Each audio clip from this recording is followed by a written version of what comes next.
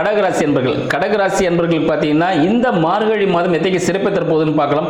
கடகராசிக்கு 2ல் கேது பகவான் இருக்கிறார். அப்ப என்ன பார்த்தீங்கன்னா உங்களுக்கு வருமானம் கொஞ்சம் சுருங்கக்கூடிய ஒரு அமைப்பாக இருக்கலாம். சரிங்களா? தொழிலில் சில பிரச்சனைகள் ஏற்படலாம்.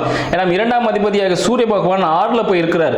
அப்போ உங்களோட முதலாளிகள் இல்லை உங்களுக்கு மேலே ஒர்க் பண்ணுறவங்க அவங்களால ஒர்க் ப்ரெஷர் அதிகமாக வரதுக்கான வாய்ப்புகள் உண்டு. நிறைய வேலை செய்வதற்கான சூழ்நிலை ஏற்படும். நிறைய வேலை செஞ்சாலும் அந்த அளவுக்கு ஒரு நல்ல பேர் கிடைக்குமானா கிடைக்காது. அதுக்கேற்ற ஊதியமும் கிடைக்கிறதுக்கான வாய்ப்புகள் குறைவு. ஏன்னா 2ல் கேது இருக்காரு.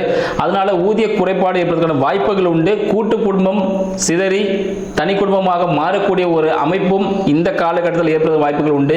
உங்களுக்கு 8ஆம் அதிபதியான சனீஸ்வர பகவான் 9ல் இருக்கிறார். ஸோ உங்களோட பிரச்சனைகள் எல்லாம் உங்கள் தந்தையின் உதவியுடன் உங்களுக்கு தீரக்கூடிய ஒரு அமைப்பாகவும் இருக்கிறது.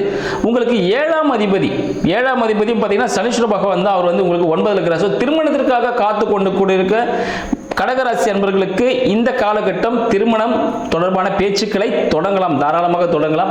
உங்களின் 6க்கும் 9க்கும் அதிபதியான குரு பகவான் உங்களுக்கு 12ல் இருக்கிறார்.